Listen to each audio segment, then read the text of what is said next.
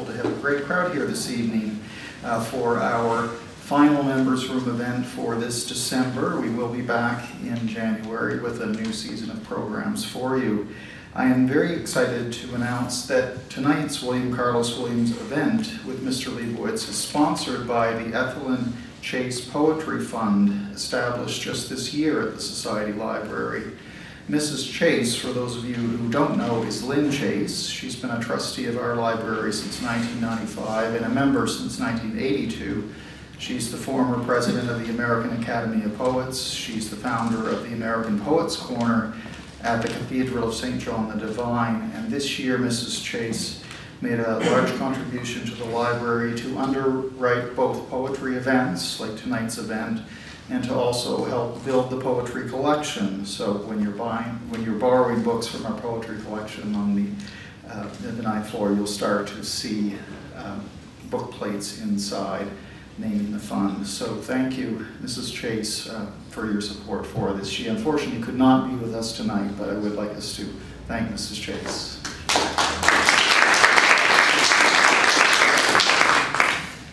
Before I introduce our speaker, let me ask you to please silence your cell phones and your pagers. If you do happen to have one, just take it out and turn it off for the benefit of members tonight.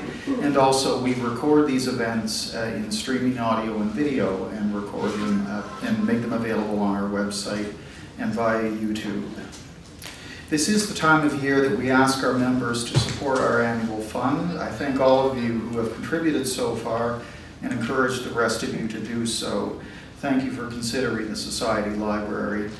For those of you who are members, you probably in the last few days received our annual report from 2010 and 11. And just a couple of days ago, you also would have received our latest issue of Library Notes. We have some extra copies outside, so if for some reason it hasn't appeared in your mailbox, then just ask Sarah Holliday and she can give you one after the event. It is really an honor to introduce Mr. Herbert Leibowitz, the editor of the marvelous literary magazine Parnassus. We have a copy of it here, which he helped found in 1973. Tonight he's with us to speak about his new major work, and I have to call it major because I know he's worked on it for a number of years, and it's a marvelous book called Something Urgent I Have to Say to You, The Life and Works of William Carlos Williams. It's published by Farrar, Straus, and Giroux. It's a monumental study of the life and work of one of America's leading poets, and we're pleased to be one of the first locations in New York City that he's speaking. We do have copies of the book for sale, and our friends from the Corner Bookstore will be happy to set you up with one after, and I believe he'll be happy to sign your copy as well. So please join me in welcoming Herbert Leibowitz.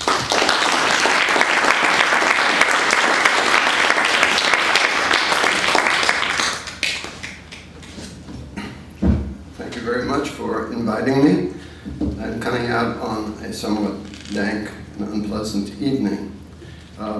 William Carlos Williams currently is considered in most quarters a major American poet, but his struggle to achieve that status was a long and arduous one.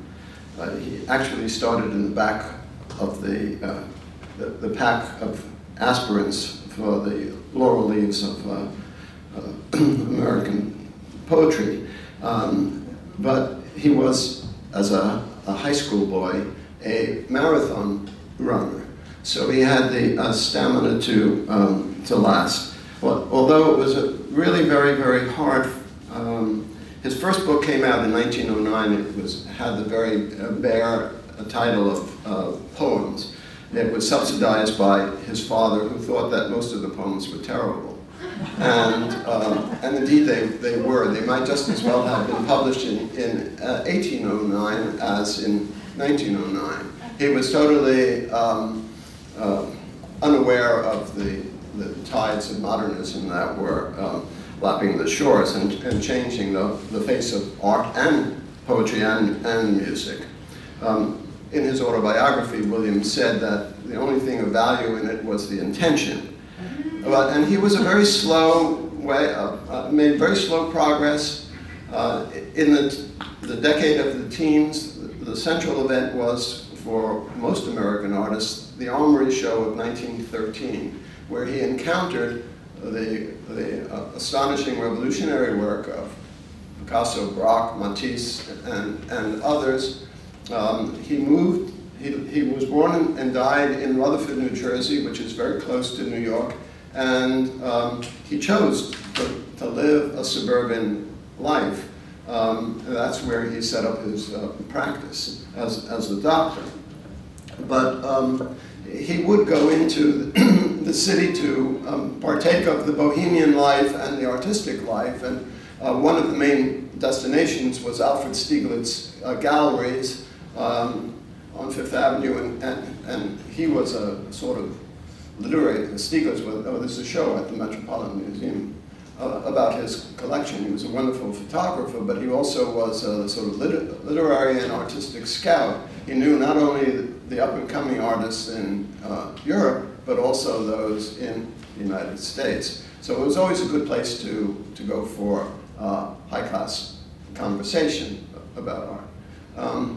But Williams went directly from high school to University of Pennsylvania Medical School. In 1903, that was possible if you passed a very difficult test, which he did. It was in Philadelphia that he met Ezra Pound, and theirs became a rather turbulent friendship that lasted 60 years. That's one of the major sort of threads that runs through my biography, because Pound is an absolutely fascinating and repulsive person, but also he had a wonderful ear, perhaps the best ear of any 20th century American poet.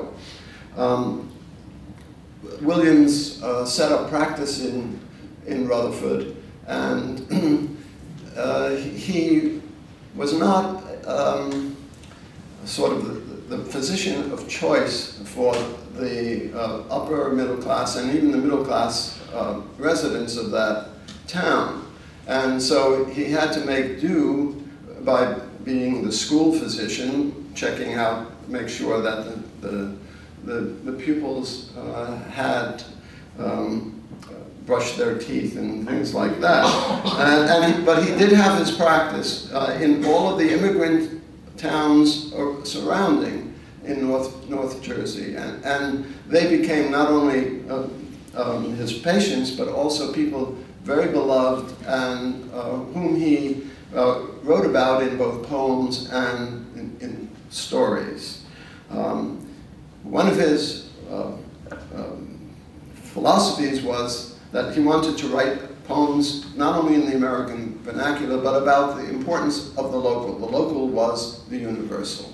And he did most of the time adhere to it. When he wrote a poem about the raper from Passacack, it is probably the first American poem which dealt very graphically and sensitively, in which the victim of the rape speaks, and he says very, very little. There are no allusions to any of the famous mythological and literary characters who were like Lucrece and so on, who were victims of rape. He was, by all accounts, a very empathetic doctor and a very skillful one. He was a general practitioner, and there were no pagers or cell phones when he was starting out. It was just that old telephone, and the phone would often ring at 3 o'clock in the morning, and he would have to get out even in the dead of winter, crank up his Model T Ford, and go either to deliver a baby or whatever it was. It is believed that or it's estimated that he brought about 3,000 babies into the world. He then became more or less a pediatrician, after an obstetrician and a pediatrician. And after the war, after World War II, his baptism of fire in World War I was the flu epidemic, which just completely, almost randomly affected a lot of people who died, and there was nothing in his black bag that he could use to possibly even stop the spread of the flu. After World War II, in 1946, he was born in 1883 and died in 1963. After the war, he had first an operation for a hernia, which failed, and he had to have a double hernia. Then he had a heart attack. Then he had a series of strokes, each one more and more severe, so that by the end of his life, he became aphasic, which is the medical term for somebody whose the left hemisphere is so affected that the source of speech is damaged. And he didn't fall silent, and he did somehow heroically write some poems despite his ailment. And he also had colorectal cancer, so it's not at all surprising that, it is surprising that he managed to survive as much as possible. I did interview the doctor who took care of him, who said he was a terrible patient. He was whiny and even mutinous. He would not do what the doctor said, and that was, Floss, his wife, also said that after the first heart attack. He was ready to get out of bed right away, and they had to sort of almost, well, they didn't tie him to the bed, but his family was really very interesting. His mother was born in Puerto Rico, of a sort of upper middle class family, and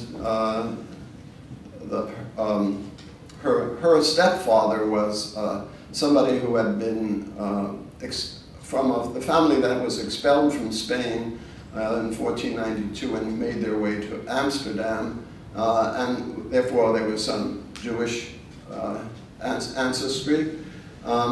His father's mother, who had the marvelous name Emily Dickinson, welcome, was a very big favorite of his, became almost a sort of the goddess or the high priestess who initiated him into the world of poetry. His father was born, he never found out who his father's father was, because Emily swore him to secrecy, never to tell anybody, and he was a man with the utmost probity and reticence, so that was not too hard for him.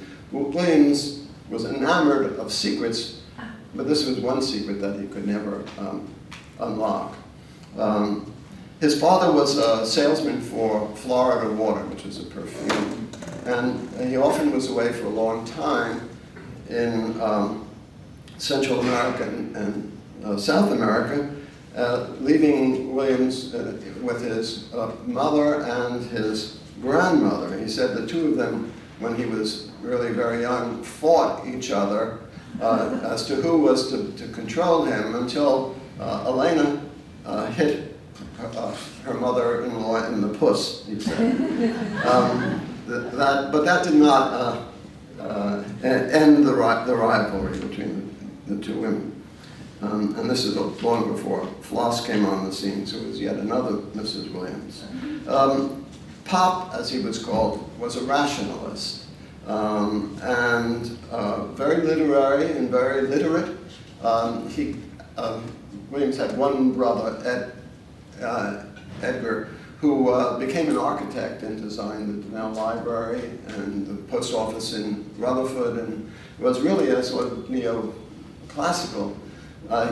He was a bit of a stuffed shirt, apparently, because when Williams sent him one of his books, and there were some poems that seemed to offend his somewhat priggish brother, his brother brought the book back. He would not keep it in his house, lest he be contaminated.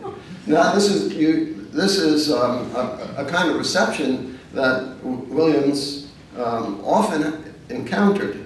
His breakthrough volume, Spring and All, came out in 1923, 1 year after T.S. Eliot's The Wasteland became the sort of poster long poem for modernism. All his life he felt a strong dislike of Eliot. Perhaps he needed a sort of bête noire, sort of like a voodoo doll that he could poke. He was smart enough to recognize that technically Eliot was a virtuoso, but whenever he describes him, you always feel that he wants to throw up.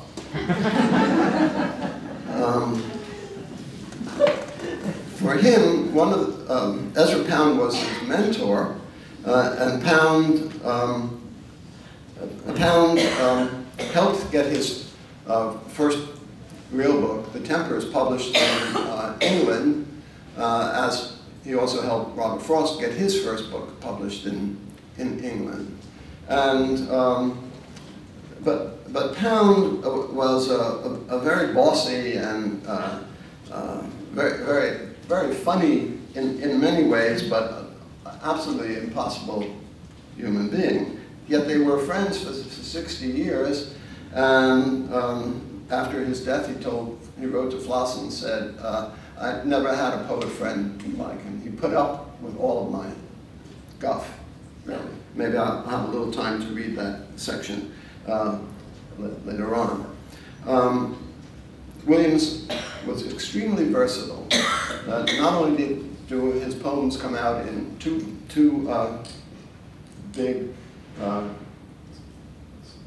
collected poems, and then there's a whole volume devoted to Patterson, but he wrote a brilliant book called In the American Grain in 1925, which was a study of the roots of American history, and he wrote a trilogy of novels in which his wife Floss is presented first as a baby, and then growing up. He wrote numerous essays and voluminous letters.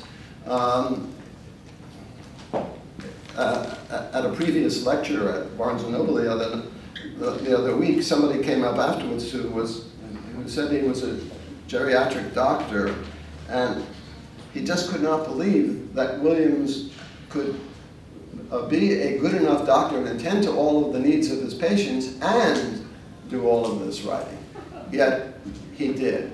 But I think it eventually took a toll on his health, which made him vulnerable to the heart attack and the like. He's a very likable character. And in his comments about his poetry, particularly in his letters, you find a kind of insecurity. And did I do this right? Did I get the form correct? And he would sometimes say, no, this is no good, tear it up, and then go back to plan A and try to find something, take it in a new direction. He never had an edition of more than 350 or 500 copies until 1936 or 7, when James Laughlin founded New Directions, and Pound told him to sign up Williams, which he did. They became very, very close friends. At some point, James Laughlin told me that in the 1950s, Williams started outselling Pound as the leading bringer in of dollar bills to the New Directions treasury. And Williams would have just gloated and been delighted to hear that particular news.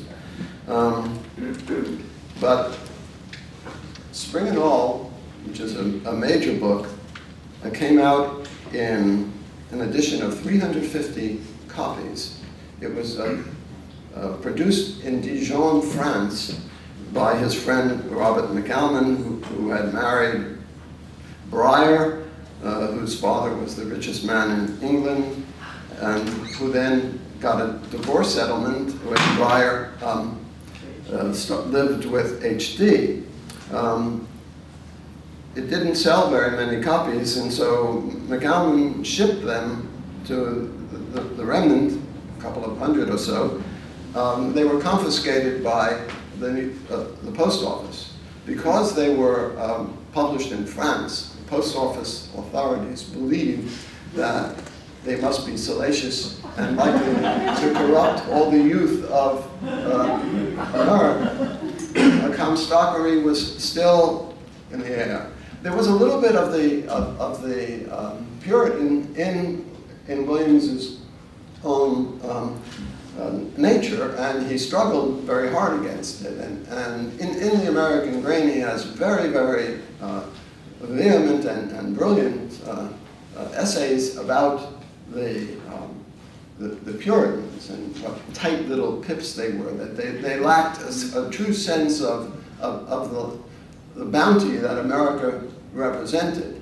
And he much preferred Tenochtitlan and Montezuma, the city that he built, which eclipsed in his imagination what the city on the hill provided. Okay, so Elena, his mother, was sent to Paris to study art at the Beaux-Arts. And those 3 years were really a sort of Garden of Eden for her. Her own work, she locked up in a closet in their house in Rutherford, and only after she died at the age of 102 did Williams get to see some of them and wonder why she had sequestered them. And she really did not like American culture. Neither his father nor his mother ever took out American citizenship. Therefore, the child of those kinds of parents developed a very great passion and need to be American. That's not the only tributary that leads to the river, but of his works, but it's a very important one. Elena conducted seances, during which she literally sometimes was out of her mind and did not recognize her sons. This terrified Williams and his brother. When she snapped out of it, and she even said one night, well, who are these boys? So there was always a sort of combative, a reviewer said that I was entertainingly pugnacious in my biography, but he certainly, maybe I learned it from Williams, because he often could be very, very pugnacious. So she was this very stubborn woman. I'd like to begin by reading a poem that he wrote called The Artist. He wrote a few poems involving dancing. One was the famous Dance Russe, which he describes him being alone in his northern room. He had just seen the Diaghilev company in New York, and he becomes sort of the Nijinsky of Rutherford. He dances naked, but at the end he says, "Who is to say that I am not the happy genius of my household?" So the last word is household. So a genius sometimes has to deal with being domesticated too. When his mother,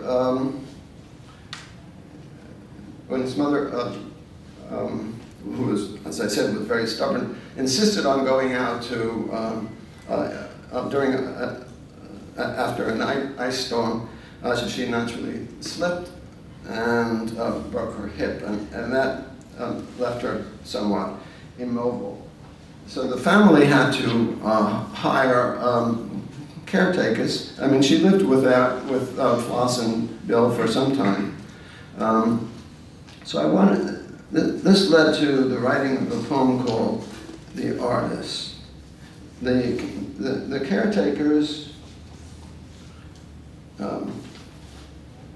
were an English couple, and he had been the son of a banker who wanted to become a dancer, but his father would have nothing of that.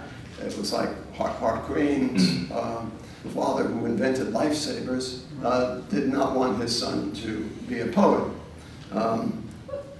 So Hart Crane did spend a little bit of time writing advertising copy for J. Walter Thompson, but that was not what he wanted to do. Okay, so let me find this. Thought I had written it down. Bear with me 1 second. This is a very charming little poem. Okay. Here it is.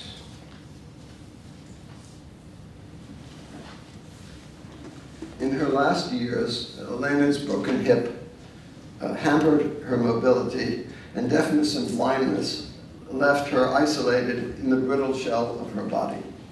Floss, Bill, and hired caretakers tried to shake her out of her lethargy and gloom. An example of their efforts can be seen in The Artist from the Desert Music volume of 1954.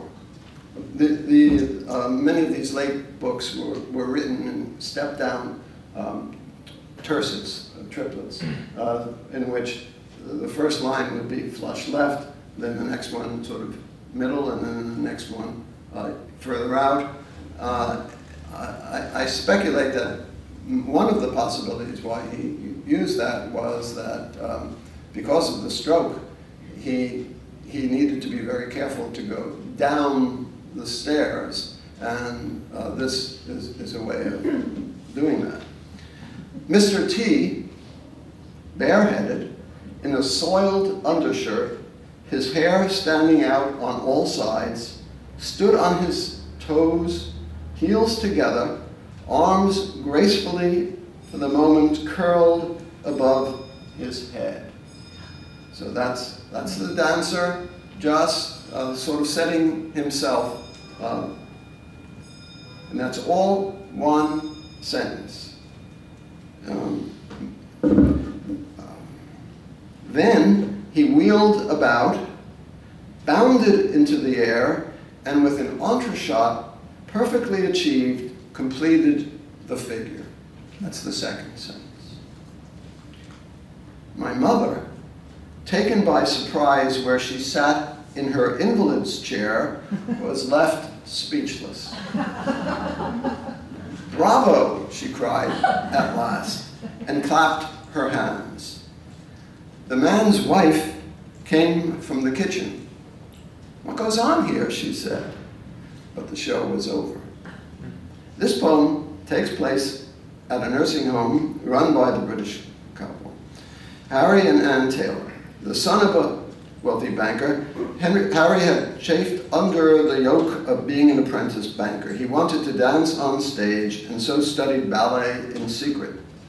After a stint in the British Navy during World War I, he ran off to the American West where he met his future wife, a nurse, married her, and rambled east. As an artist, manqué, Williams's term for him, Mr. T cuts an unprepossessing figure. His very name sounds as if borrowed from a circus poster touting a freak in the sideshow. His scruffy uniform and sloppy hair calls up the image of a sweaty laborer, not a soloist in velvet suit and leotards. But unself-consciously, the often tipsy Mr. T takes up the ballet dancer's first position, and the poem's first section closes with him in a state of poised flight.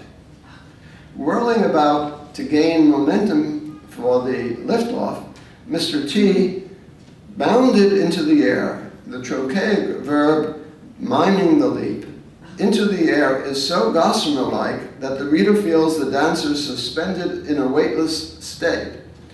But unless he perfectly executes the entreshot, a jump in which he must cross his feet a number of times, the effect will be ruined. Mr. T completed the figure beautifully, rounding off what he began in seamless fashion. His entreshot, the technical French term, is the only unusual word in the poem, a touch of refinement that sets off the plain diction of the rest, is flawless art. Mr. T's performance is spontaneous, offering a tonic freshness and surprise that would be impossible without his formal training. Mr. T's disheveled appearance, which promised a travesty, was deceiving. He upheld the highest standards of his art. Williams's voiceover records an aficionado's admiring remarks, but he is not the intended audience for Mr. T's performance. Elena is. So the poem pans in for a close-up of her sitting immobile in her invalid's chair. Though unable to walk, let alone dance, she is indispensable to completing the figure. Elena is mesmerized and left speechless by Mr. T's mastery before she can react. Her imagination must transform his down-at-the-heels clothing and his familiar role as male nurse into the costume and bearing of Prince Siegfried in Swan Lake. As an invalid, she cannot give Mr. T a standing ovation, but she can cry bravo and clap her hands. The poetry of motion is echoed in her wholehearted attention. Carried away by enthusiasm, she later urged Williams to beg Mr. T for another performance. He demurred. Williams could have ended the artist with the third and fourth sentences, but he shrewdly adds a terse epilogue. Mrs. Taylor, playing the bit part of the man's wife, has been lured by the applause to see what was going on. Nobody answers her question because the curtain has rung down and she has missed out on the magic. The performance cannot be duplicated. Williams choreographs the poem artfully, using words, rhythms, line breaks, and long and short sentences. The step-down tercets soar and descend, glide and stop, as in a dance piece, to captivate his readers. It's a very charming and artless seeming poem, but it is really very artful. Now, let me go on to a poem that he wrote during World War II called Kermesse. Kermesse is, as you'll see,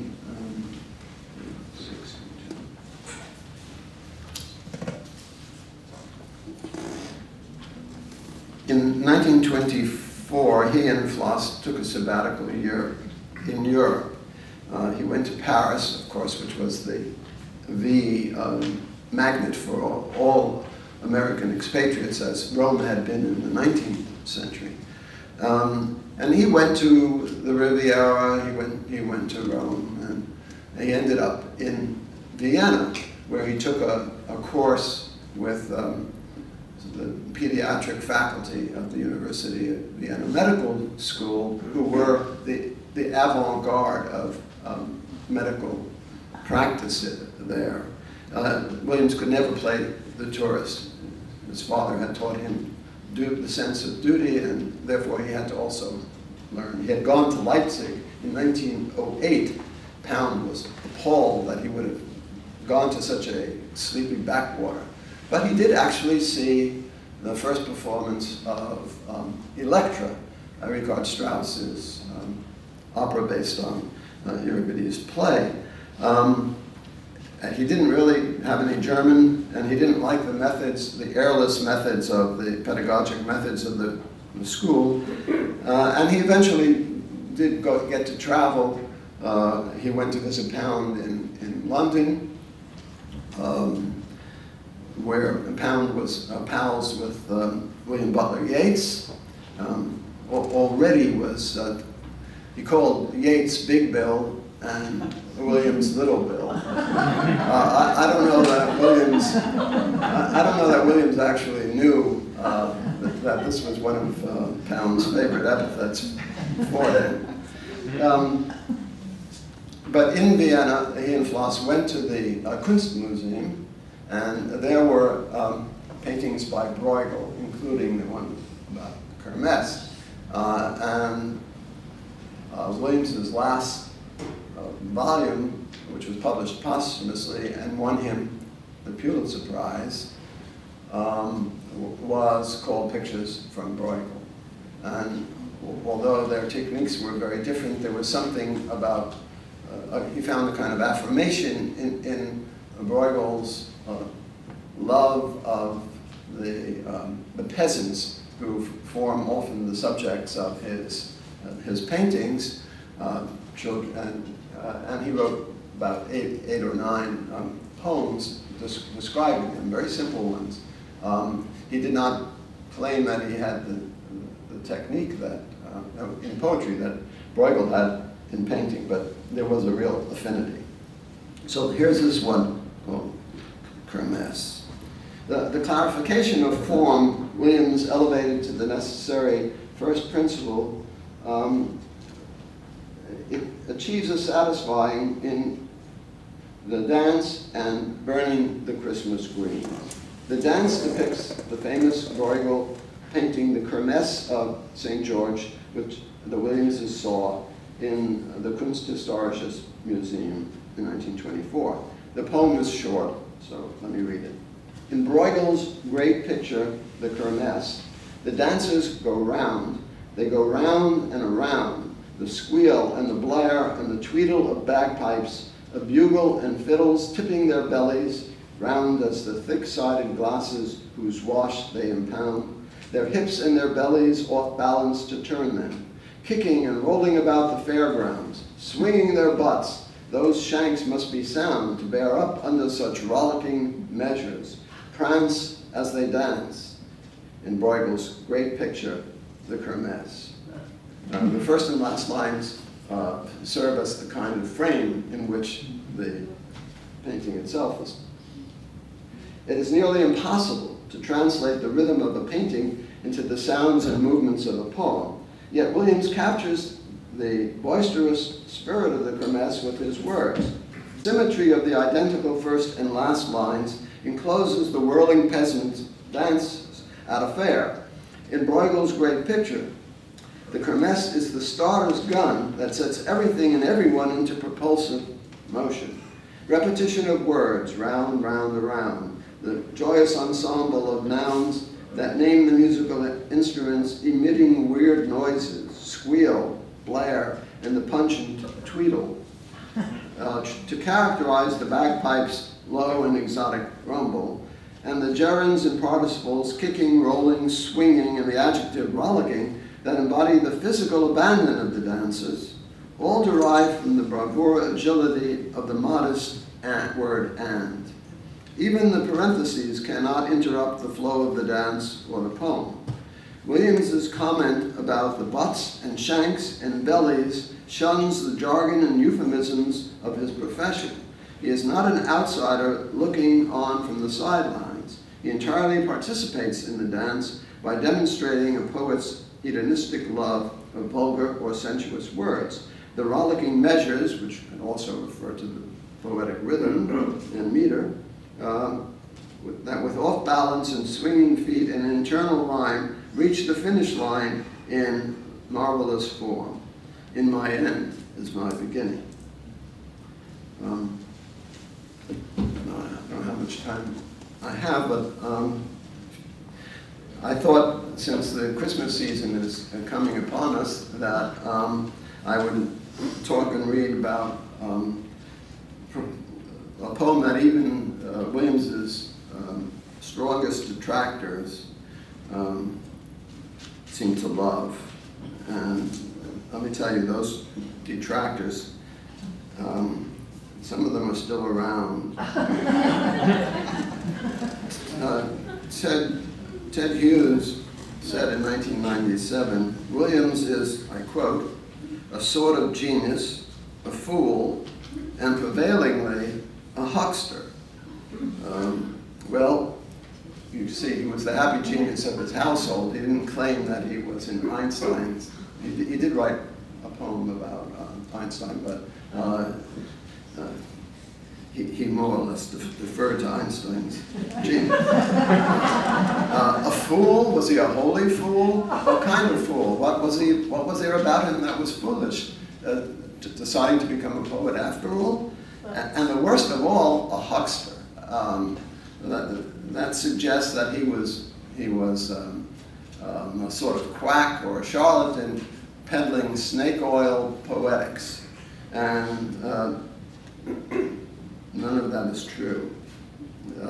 Donald Davy, who was a British poet of some skill and a great admirer of Ezra Pound, called him the most in a review of the first volume of the collected poems, said he was the most embarrassing poet in the language, a dumb ox, anti-intellectual, incapable of consecutive thought.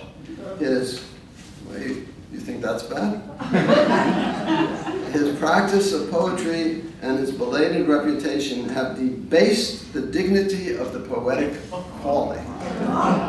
Well, in my opinion, Dante reserved a place in the circle of hell for slanderers and defamers. And I don't know, Williams would probably spend his time in limbo with the virtuous heathen. Now, this was not all. In England, that he could have sued for libel. In America, not. But in any case, back to burning the Christmas. The crown jewel of the wedge is burning the Christmas greens. Williams begins with a description of a landscape of flame. The reader enters a room where a fire crackles and the keepers of the flame are absent. It is not a mystifying or sinister setting as it would be in a Poe tale, but there are hints that we have stumbled on the vestiges of a puzzling scene. For although he and Floss got married in the Presbyterian church across from Nine Ridge Road, their home, Williams did not believe in any religion's dogmas. Burning the Christmas greens in the Williams household is more a pagan ritual than a Christian one. The emblems of all he lovingly names and pays homage to are trees, the coarse holly, the balsam, and the hemlock for their green. Of course, holly is hung at Christmas in homes.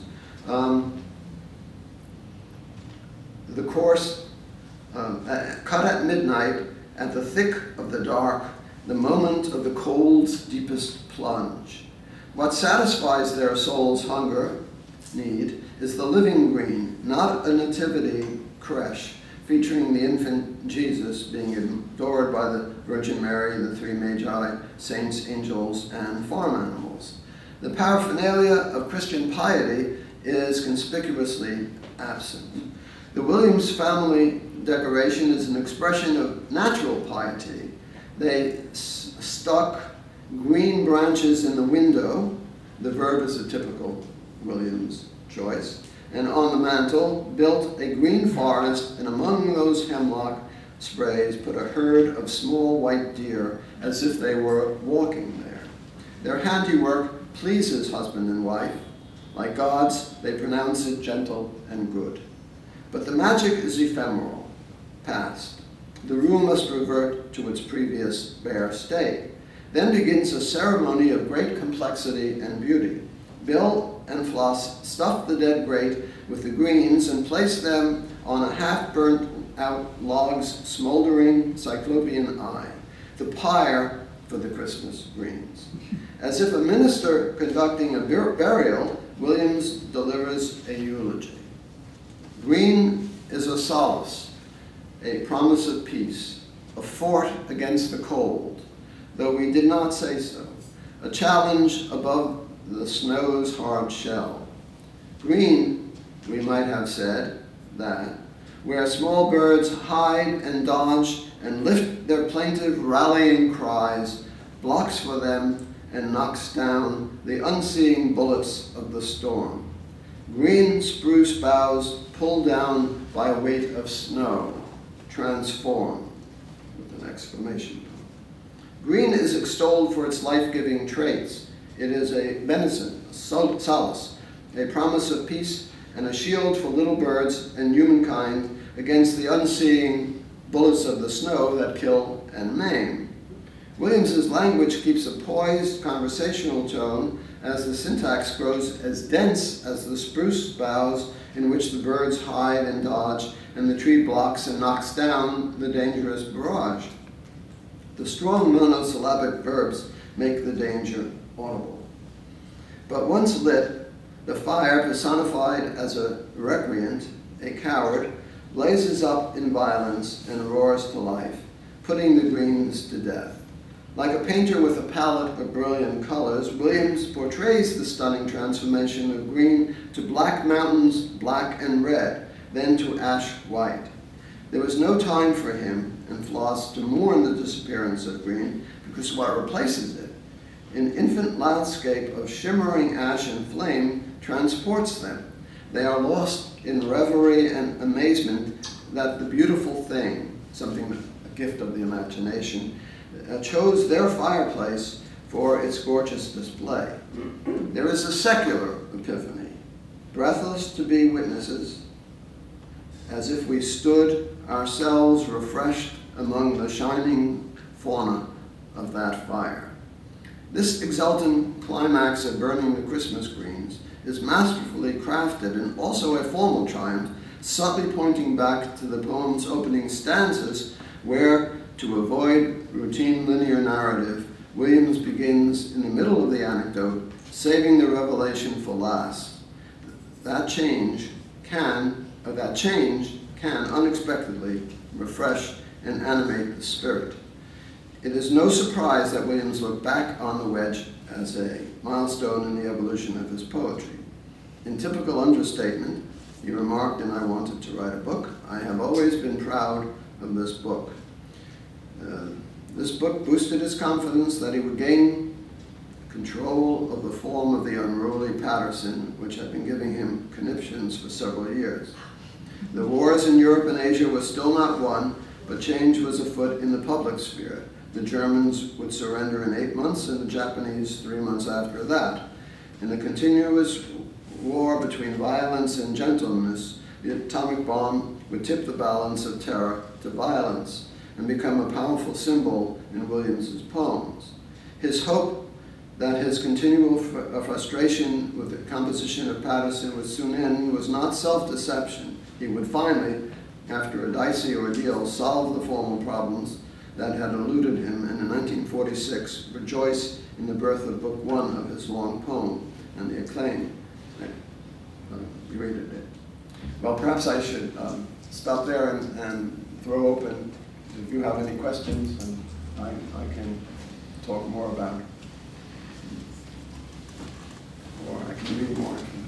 Yes? He and Floss? How did what? You didn't talk much about how he and Floss met. Oh, well, that's an interesting story. The portrait of the marriage, they were married.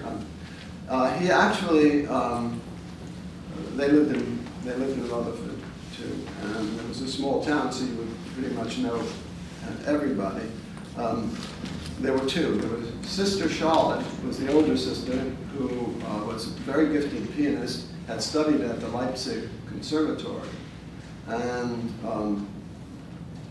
And then there was Floss, the younger sister, who was still somewhat awkward, 18, an awkward adolescent. So Williams courted Charlotte and basically auditioned, played piano for the role of future husband. And he played piano, read her poems, and so on. It didn't work. She wasn't persuaded. It looked at first as if his brother Edgar would succeed. Now that, you could imagine that if your kid brother succeeds to win the bell of Rutherford, well, and he describes it in the build-up, the third volume of the Second Trilogy, that he really, for 3 months, for 3 days, had almost a kind of nervous breakdown. And a rift did not open up between him and his brother, but it was never quite the same closeness that had existed when they were younger. Well, as it happened, Charlotte ran off with a painter who had been married once or twice and went to Europe. And she had a child, and so Williams sort of picked himself up from his morose mood and went to started courting Floss. It was not an immediate love. It was just seeking something to assuage the psychic wound that he experienced. And so he courted her, and he proposed marriage, and then he went off to Leipzig, which was actually a good thing because he couldn't make up his mind whether he really wanted this. It was more an act of the will than of the heart. And he told her that, well, rather brusquely, maybe after we're married, I'll come to love you, which is well. But she was young, and he wrote very sort of harsh letters to her from Leipzig, and she displeased him in a lot of ways. But when he came back, he was even annoyed that she didn't meet his boat in Hoboken. He mended fences with her, and they got married on 12/12/12. And almost immediately had their 2 sons, William Eric, who became a doctor like his father, and Paul, who became the vice president of the department store Abraham and Strauss in Brooklyn. So the marriage was solid in many ways, and Floss was an extremely competent person, but she did not really satisfy his erotic imagination, and so he did have some affairs outside. But he always made sure to try to keep them as secretive as possible, because he didn't want to break up his marriage, nor did he want to get a reputation in the town which would have ruined any of his chances to develop a prosperous practice. It's a fascinating relationship, and he writes a lot of poems about her in which she's usually depicted in rather gray terms.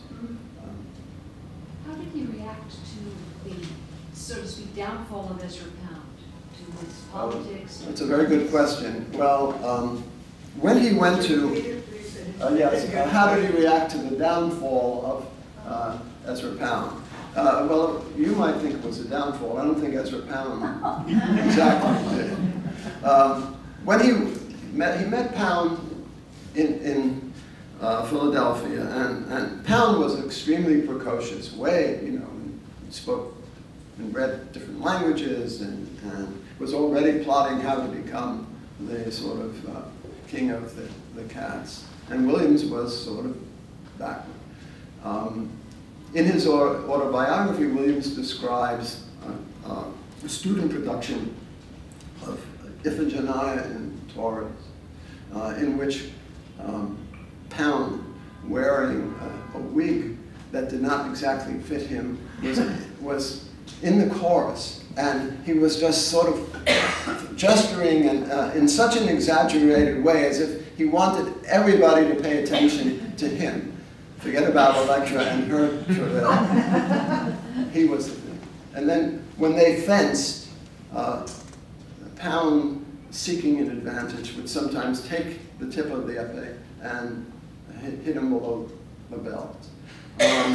So there are all of these images of him as a somewhat obsessive kind of character, and he was very generous in many ways. On the other hand, Williams could not stand being with him too much. When Pound started, really went off the deep end with his economic theories and his politics, and he started broadcasting for Mussolini. And in one of those broadcasts, he mentioned his friend William Carlos Williams in Rutherford, and 2 days later the FBI knocked on his door. They already had a dossier on Pound. They also had one on Williams, who was what I call left-leaning. His father was a Henry George socialist, so he was the only modernist poet who was of the left rather than of the right. And then Pound wrote these really horrific letters extolling the bombing of the Spanish and getting rid of the infestation of mosquitoes in Africa and so on. And Williams just couldn't take it. He got all of his hackles up, and he wrote. To his credit, he wrote a lot of trying to get him to come to his senses.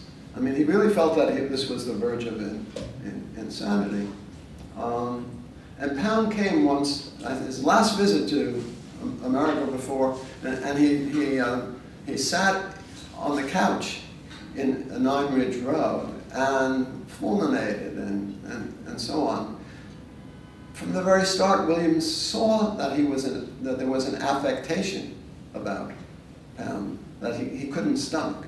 So much of their friendship was through letters. And even when he was in Paris, and when he felt that Pound had betrayed him by becoming the champion of the wasteland, of LA in the wasteland. He edited 80% of it.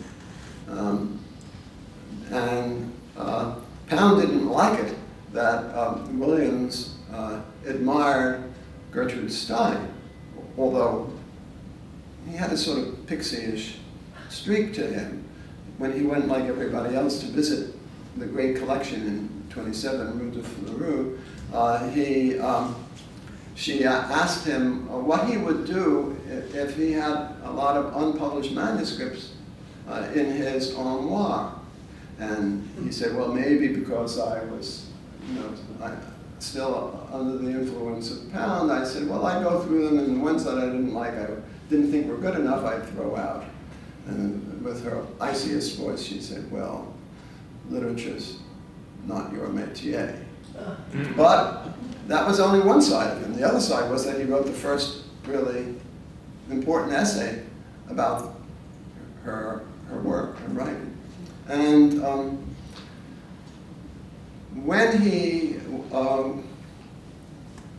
when Pound was tried for treason, he was not put to death. He was put in St. Elizabeth's Hospital in Washington, D.C., and where he actually lived like a monarch in exile, a deposed monarch in exile. He had all the books that he wanted, and there were visitors, some of whom were anti-Semites and the like.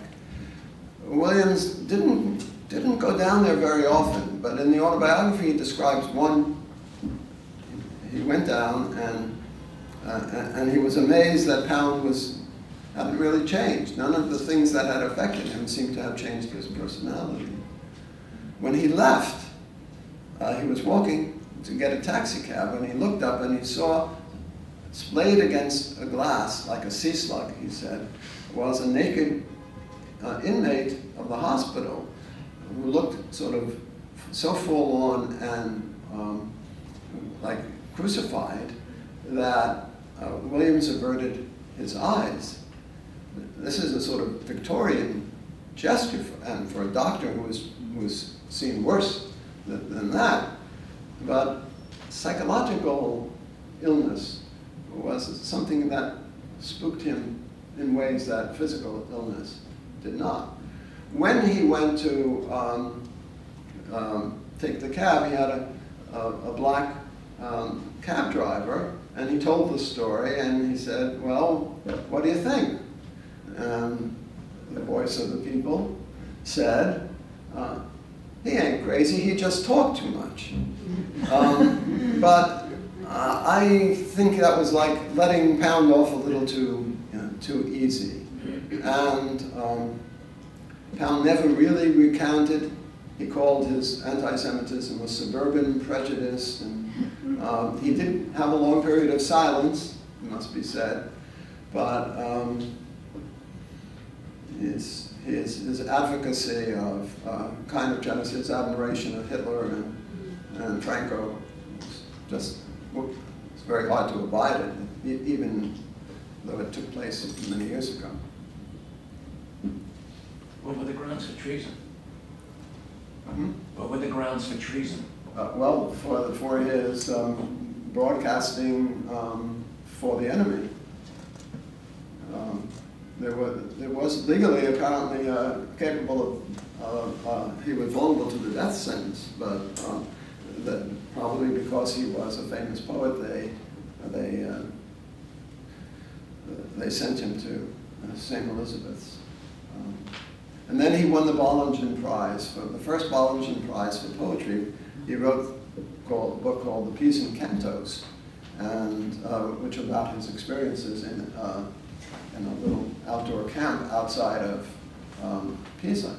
And this caused a huge uproar. It was 3 or 4 years after the end of World War II, and here he was being honored, and all of the great poets, Auden, Eliot, Stevens, Williams too, stood up and said that you have to separate the man from the poet. And how can you tell the dancer from the dance, Yeats asked. How can one really make this separation? It's a really difficult ethical question. Is there one more question? Yes. What made you choose Williams to write the biography, besides the fact that he was a pioneer in finding the American voice? Are there personal reasons? Yes, well,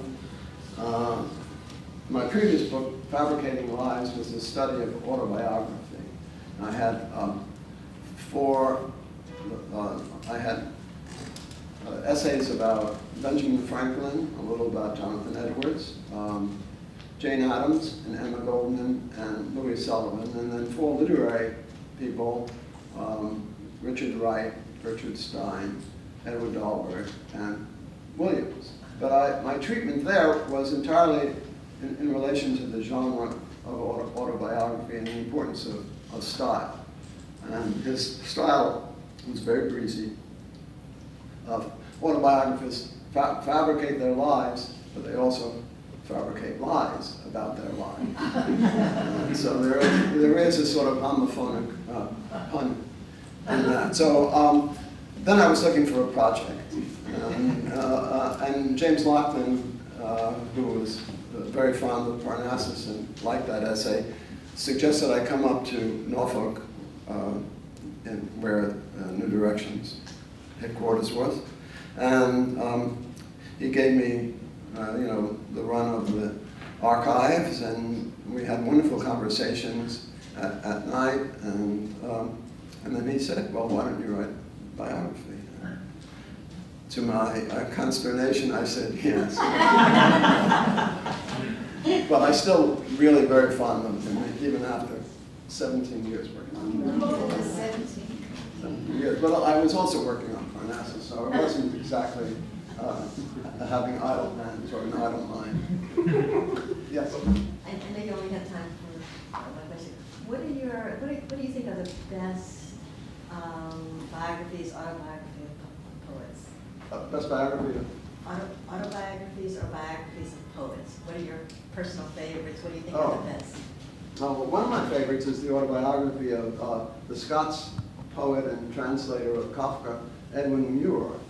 which is structured as on geography. He was born on the I think on the in the Orkney Islands, and then he went to Glasgow, and then he went to Prague and various cities, and it's very, having translated Freud, he was very tuned into dream life, and there are these very beautiful dreams that he describes and interprets. That's the first one that comes to mind.